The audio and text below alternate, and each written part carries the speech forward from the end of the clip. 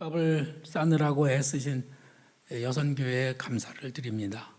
제가 아침에 김밥을 하나 먹어봤는데 진짜 최상품, 정말 맛있는 김밥이에요. 여러분들이 꼭 김밥도 드시고 또 운동에도 참석하시고 그렇게 좋은 그런 하루가 되기를 부탁을 드립니다. 또 경품으로 여러 가지 상품도 준비해 주신 분들에게도 감사를 드립니다. 상품들이 막 굉장히 많으니까 야, 저거는 내가 꼭 갖고 싶다 그러고 군침을 흘리는 분들이 계신데 운동에 오시는 분들에 한해서 상품을 나눠드릴 겁니다. 또 누구보다도 오늘 그래 내가 가봐야지, 내가 안 가면 되겠나, 그래서 또 함께 참여하실 분들에게도 진심으로 감사를 드립니다. 사도 바울은 오늘 말씀에서 우리 인생 자체가 운동회다, 이렇게 말씀을 하고 있습니다. 우리는 이기기를 다투는 경주자들입니다. 그래서 이 경주를 하는 모습 속에서 우리가 어떻게 살아야 하는지를 배울 수 있다고 하는 것이죠. 이 세상이라고 하는 넓은 운동장에서 인생이라고 하는 긴 시간 동안에 우리들이 서로가 경기를 하고 그리고 승리를 하는 그런 사람들이 되고 있는 것이죠. 우리들은 상을 받기 위해서 열심히 달려야 합니다. 저는 누가 오늘 상을 받고 누가 상을 못 받을지를 압니다.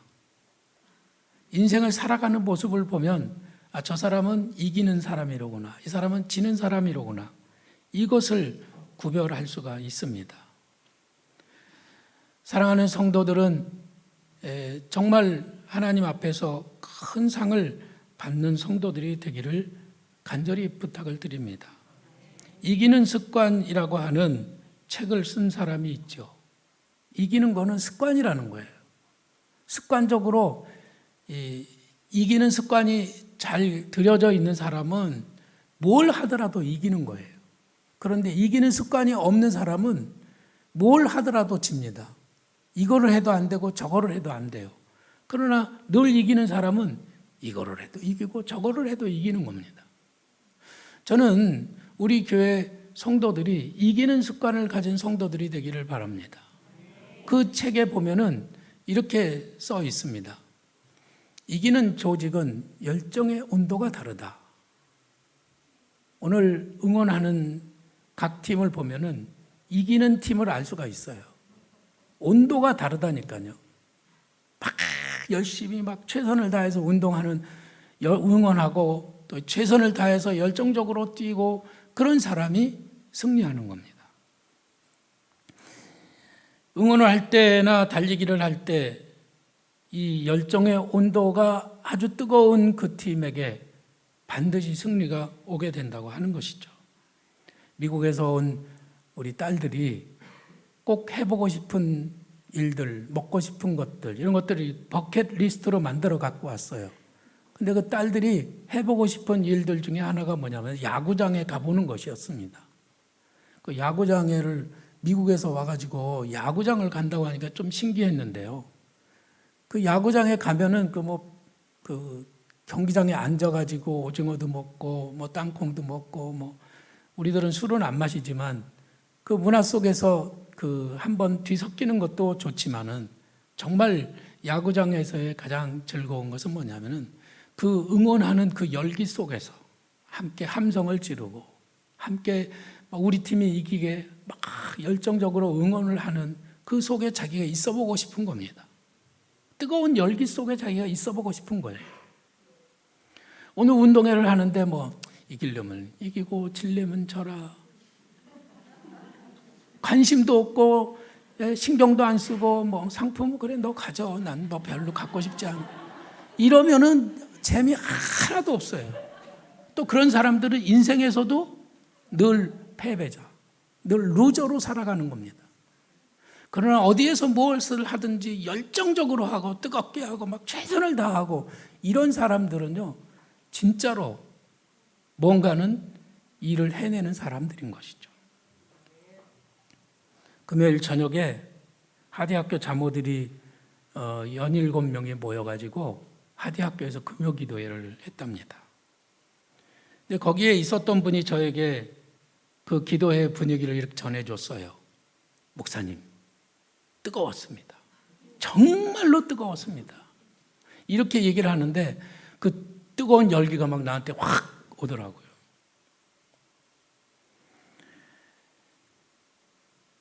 안도현이라는 사람이 너에게 묻는다라는 시를 줬습니다. 그 시에 뭐라고 되어 있느냐면 연탄재 함부로 발로 차지 말아라.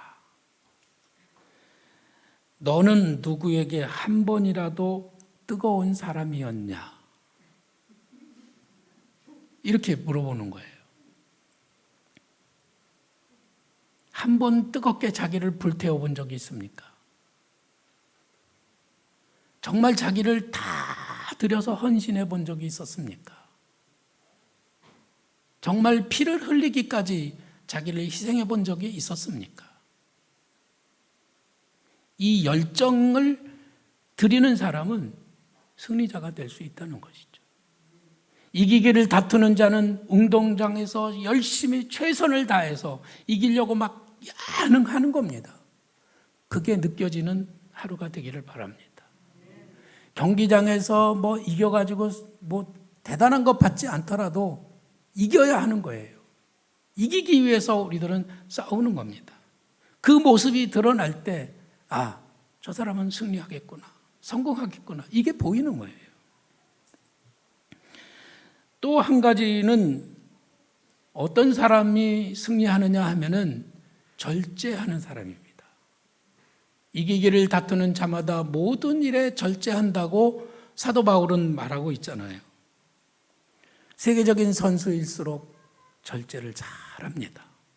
그러나 절제를 못하는 사람은 그 어떤 싸움에서도 이길 수가 없어요.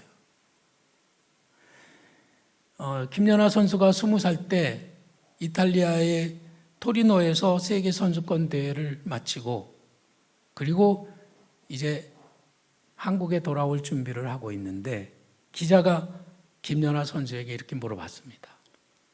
한국에 돌아가시면 제일 먼저 하고 싶은 일이 무엇입니까? 이렇게 물어봤어요. 그랬더니 그 김연아 선수가 뭐라고 하느냐면 그냥 맛있는 것을 배 터지게 먹고 싶어요. 특별히 먹고 싶은 거는 없지만은 그냥 편안하게 자유롭게 막 먹고 싶어요.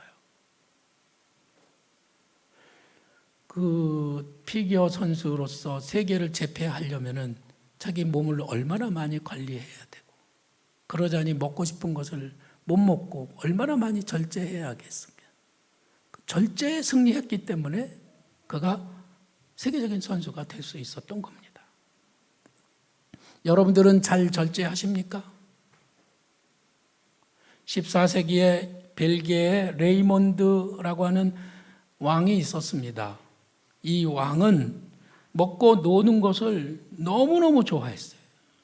그래서 매일 잔치를 열었습니다. 왕이니까. 자, 잔치를 열자. 내일도 잔치, 그 다음 날도 잔치, 계속 잔치를 열어요. 사람들을 초대하여 그리고 재미있는 일들을 계속 즐겼습니다. 백성들의 형편이나 국제 정세에는 관심이 없었습니다. 마구 파티만 열었어요.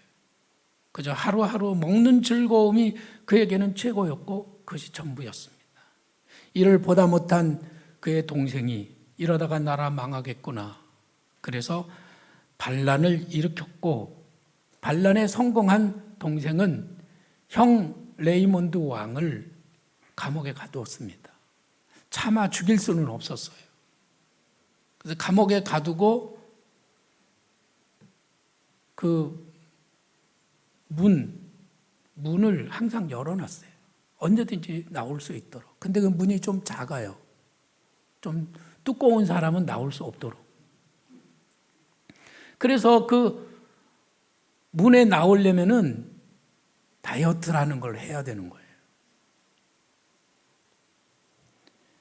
형님, 형님이 음식을 절제하고 자기를 절제해서 살을 빼고 이 문을 나올 수만 있다면 나는 다시 형에게 이 왕의 자리를 돌려드리겠습니다. 그 사실을 모든 신하들과 사람들 앞에서 형에게 얘기한 거예요. 그리고 매일같이 진수성찬, 도무지 안 먹고는 견딜 수 없는 진짜 멋진 요리들을 매일 하루 세 끼 갖다가 바친 겁니다. 그 임금은 어땠을까요? 감옥에 갇힌 레이몬드는 오늘까지만 먹고 내일은 다이어트를 하자. 다이어트는 내일부터 하자. 이렇게 하다가 그만 평생 그는 감옥에서 죽었다고 합니다. 다이어트에 성공하는 사람은 독종 중에 독종이다 라는 말이 있습니다. 절제할 수 있는 사람, 정말 음식을 절제하고 자기 몸을 제대로 관리할 수 있는 그런 사람은 반드시 승리하는 겁니다. 그 정도 마음가짐과 그 정도의 결단과 그 정도의 어떤 추진력이 있다면 못할 일이 뭐가 있겠어요. 그래서 제일 무서운 사람이 다이어트에 성공한 사람이라잖아요. 여러분은 다 보니까 호리호리 하시네요. 저는 여러분들이 다 승리자가 되리라고 믿습니다. 그런데 다이어트보다 더 힘든 절제가 있는데 그것이 뭔지 아십니까? 우리 인생을 살아가는 우리들이 인생 경기장에서 정말 절제하기 힘든 또 하나가 있는데 그것은 뭐냐면은 혀라고 하는 거예요. 그래서 야고보 사도는 혀는 능히 길들일 사람이 없나니 쉬지 아니하는 악이요 죽이는 독이 가득한 것이라고 말했습니다. 혀의 절제가 안 되는 사람은요, 말을 계속 하고 싶어요. 누구에게 어떤 소문이 들렸으면은 그 소문을 이 사람에게 전달하지 않으면 막 참을 수가 없어요. 잠을 못 자요. 입맛이 떨어져요. 다른 일을 볼 수가 없어요. 내가 이러면 안 되는데 목사님이 소문내지 말라고 그랬는데 혀를 절제하라고 했는데 알아요. 알지만 절제를 못하기 때문에 결국은 만사를 제쳐놓고 새벽같이 달려갑니다. 가서 막 얘기해요. 그 얘기하는 동안에는 막 모든 세상의 근심이 다 사라져요. 그렇게 즐겁고 그렇게 행복합니다. 그러나 말을 뱉고 나면 그때는 후회가 찾아오는 거죠. 땅을 치며 후회하는 겁니다. 그런 사람은요, 보세요. 입이 좀 싼 사람들은요, 무슨 일을 해도 잘 안 돼요. 성공하기가 아주 어렵습니다. 그래서 우리들은 말을 뱉어내기 전에 생각해보고 또 생각해보고 이 말을 하는 것이 유익할는지 이 말이 덕을 세울 수 있는 말인지를 생각하고 또 생각하고 조심하고 또 조심해야 하는 것이죠. 그렇게 하고 난 다음이라고 하더라도 최종적으로 이 말을 하는 것이 좋을지를 또 한 번 생각하는 것. 그래서 절제하는 사람은, 생각이 깊은 사람은 다 이렇게 말해야지라고 생각했어도 결국은 말을 안 하는 겁니다. 우리는 인생이라는 운동장에서 다 뜀박질을 하는 그런 선수들입니다. 우리가 1등을 하기 위해서는 상대를 이겨야죠. 누군가를 누르고 이겨야 돼요. 우리의 적수는 누구일까요? 인생이라는 운동장에서 최고의 적수는 누구일까요? 우리는 인생의 운동장에서 지면 안 됩니다. 패배자는 모든 것을 뺏기게 되어 있습니다. 그러면은 후회가 되죠. 내가 좀 더 열심히 할 걸. 내가 절제할 걸. 내가 좀 더 나를 잘 다스릴 걸. 이렇게 후회하는 거예요. 그러나 후회는 아무리 많이 해도 배부르지 않아요. 후회는 아무리 많이 해도 쓸모가 없습니다. 자, 이 싸움을 싸우는데 적이 있는데 그 적이 누구인지 우리는 알아야 이길 수 있어요. 그 적이 누굴까요? 지피지기면 백전백승이다. 적을 알고 나를 알면 반드시 이긴다는 말이 있잖아요. 그렇기 때문에 자기와 우리들은 내가 누구와 싸워야 하는 것인지를 정확하게 아는 것이 중요한데요. 정말 내가 만나는 최고의 적수는 바로 나 자신이라고 하는 겁니다. 나 자신을 싸워 이기는 거예요. 예수님께서는 십자가에 달리시기 전에 십자가를 져야 할지 말아야 할지 그 자신이 스스로 결정하는 그런 고민을 하셨어요. 그래서 겟세마네 동산에 가셔서 땀방울이 피처럼 떨어지도록 진액을 짜내는 기도를 드리셨죠. 아버지요, 하실 수만 있으면 이 잔을 내게서 지나가게 해 주십시오. 그러나 내 뜻대로 하지 마옵시고 아버지의 원대로 하시기를 원하나이다. 그거는 자기와의 싸움이었어요. 십자가를 지고 싶지 않았던 거예요. 그래서 예수님이 거기에서 만일에 자기와의 싸움에 져가지고 십자가고 뭐고 다 필요 없어 그래. 팽개치고 확 도망을 갔다면 예수님은 거기서 패배자가 되는 것이죠. 예수님이 아버지 뜻에 복종하기로 했기 때문에 예수님은 십자가로 승리하신 것입니다. 할렐루야. 최고의 승리는 자기를 이기는 것입니다. 그래서 주님께서는 우리에게 자기를 이기는 길을 가르쳐 주십니다. 여기에서 뭐라고 말했나요? 사도 바울은 내가 내 몸을 쳐 복종하게 함은 내가 남에게 전파한 후에 자신이 도리어 버림을 당할까 두려워함이로다. 여기에 자기를 쳐서 복종시킨다고 하는 말에 이 친다고 하는 말은요, 복싱에서 주먹으로 상대방을 냅다 치는 것을 의미합니다. 근데 우리들 그리스도인의 싸움은 누구와의 싸움이라고요? 최고의 적수는 나 자신인 거예요. 나 자신과의 싸움이에요. 그 자신을 그냥 주먹으로 어퍼컷을 확 날려가지고 턱이 날아가게 사정없이 훅을 날리고 쓰러지면 발로 밟아가지고 그냥 내 자신을 뭉개버리는 거예요. 어디다 복종하라고 할까요? 하나님 말씀 앞에 복종하도록 나 자신을 쳐서 그렇게 무너뜨리는 겁니다. 그렇게 하는 사람이 승리자가 된다는 것이죠. 하나님의 말씀이 있고 내 생각이 있습니다. 그러면은 내 생각이 이길까요? 하나님의 말씀이 이길까요? 여기에서 내 생각이 이기는 사람은 자기가 이겼다고 생각을 하겠지만 아니에요.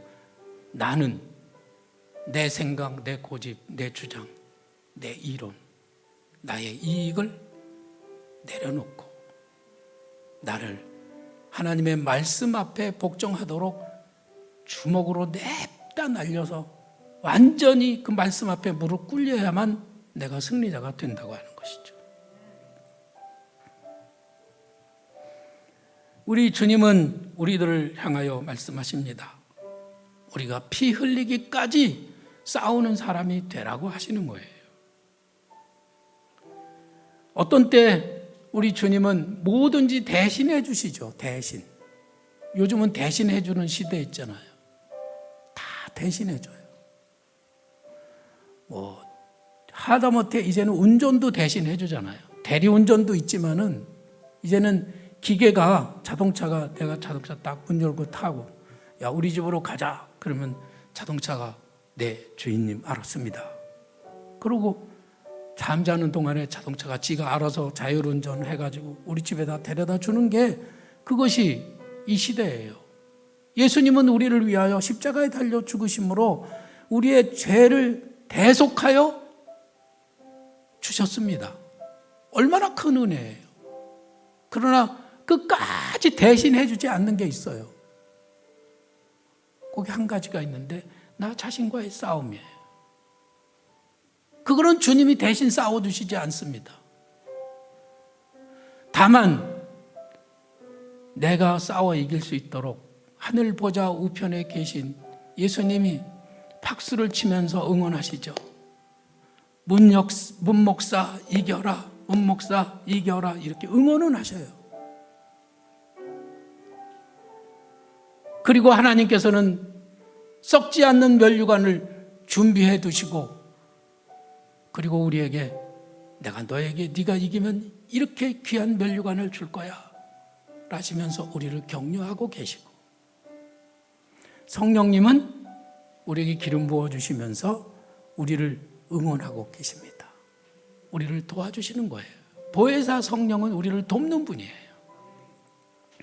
성부, 성자, 성령의 도우심을 힘입고 우리들이 오늘도 인생 운동장에서 싸움을 싸우는 거죠.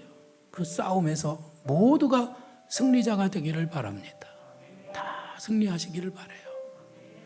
주님이 우리를 돕기 때문에 우리는 넉넉히 이길 수가 있습니다.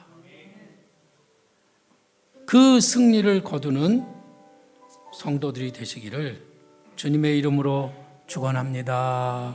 우리 함께 찬양하겠습니다.